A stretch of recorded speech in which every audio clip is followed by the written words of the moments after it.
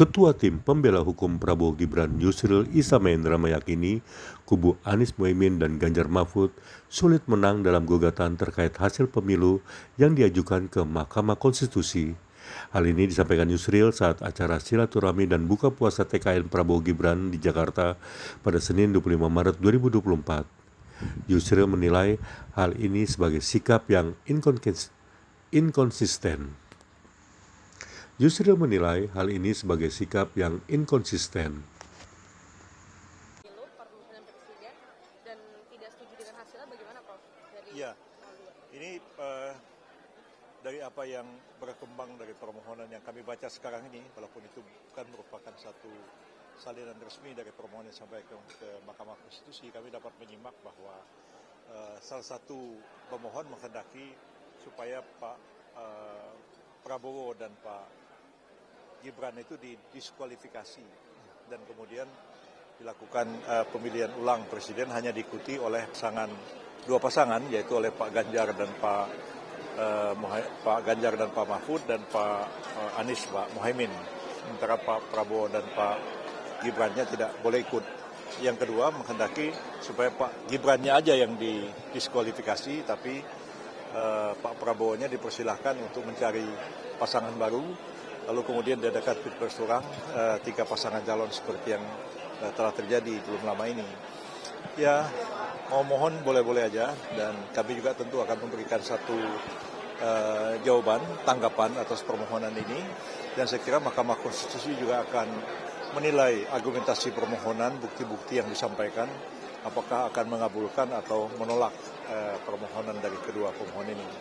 Kalau dari 02 sendiri, apakah tetap optimis begitu bahwa nanti MK tidak akan meloloskan ataupun tidak akan saat sidang dari gugatan tersebut? Tentu MK kan harus menimbang-nimbang semua fakta, semua argumen yang diungkapkan di persidangan Mahkamah Konstitusi, baik itu yang dikemukakan oleh kedua pemohon, para saksi dan ahli, para pihak yang memberikan keterangan, maupun juga dari pihak terkait yang berkepentingan langsung dalam perkara ini. Dan sementara ini sih kami berkeyakinan bahwa apa yang dimohon itu sulit sekali untuk dikabulkan oleh Mahkamah Konstitusi, ya. Oleh karena fakta yang tidak dapat dibantah adalah bahwa selama ini kedua pasangan calon itu tidak pernah mempersoalkan keabsahan dari Pak Prabowo dan Pak Gibran itu sebagai pasangan calon, dan rakyat menjadi saksi ketika semua mereka 3 paslon itu melakukan debat capres dan debat cawapres, ya, dan tidak ada mempersoalkan bahwa ini tidak sah, ini tidak qualified, ya. Tapi sesudah kalah lalu kemudian minta dikualifikasi. Jadi orang melihat ini sebagai satu sikap yang inkonsisten.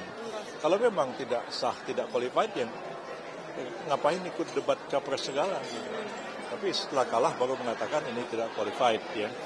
Dan padahal jauh menyangkut kualifikasi calon itu kan bukan kewenangannya Mahkamah Konstitusi untuk menilai, ya. Itu adalah sebenarnya kewenangannya Bawaslu dan kewenangan dari Pengadilan Tinggi Tata Usaha Negara untuk memutuskan hal itu. MK itu semata-mata akan mengadili sengketa hasil. Bahwa diambil contoh-contoh beberapa dari pilkada, jadi mana pernah MK itu mendiskualifikasi calon dalam pilkada, kita memang mengatakan ya itu terjadi, tapi sesuatu yang sebenarnya sangat extraordinary, satu yang luar biasa. Seperti contohnya misalnya kasus Bovendigul, ya, yang pada waktu itu sudah diputuskan oleh Bawaslu salah satu pasangan tidak boleh maju karena masih memenuhi syarat, sebab masih belum 5 tahun, ya, bebas dari menjalani tindak pidana. Tapi KPU-nya jalan terus. Bahkan ada putusan pengadilan tinggi, jalan terus KPU-nya. Nah, sampai ke MK kemudian mengambil keputusan mendiskualifikasi calon yang bersangkutan. Jadi itu sebenarnya sesuatu keadaan yang luar biasa. Dan itu tidak terjadi pada Pak Gibran sepanjang pencalonan beliau sebagai calon wakil presiden. Dan putusan MK nomor 90 yang membolehkan Pak Gibran itu maju sebagai pasangan calon presiden bersama Pak Prabowo, itu kan sudah berapa kali juga diuji di Mahkamah Konstitusi dan 2 kali ditolak oleh Mahkamah Konstitusi. Jadi pencalonnya itu tetap sah, ya. Karena itu saya mengatakan permohonan ini kalau memang ingin supaya mendiskualifikasi Pak Gibran, itu sebenarnya para pemohon itu berhadapan dengan Mahkamah Konstitusi, bukan berhadapan dengan KPU sebagai termohon maupun berhadapan dengan kami sebagai pihak terkait.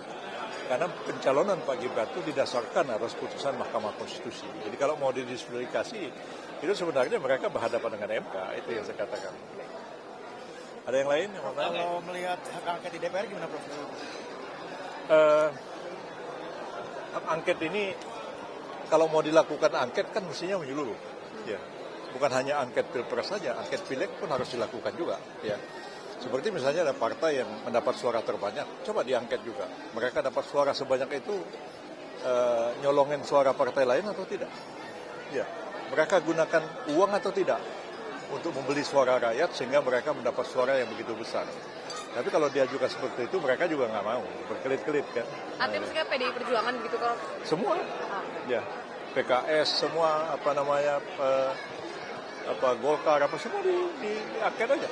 Ya kita juga mau tahu sebenarnya seperti apa sih pelaksanaan pemilu. Tapi kan kalau sudah menyangkut kepentingan diri sendiri kan mereka berkelit-kelit. Seperti itu. Thank you, Prof. Makasih, Prof. Oke ya.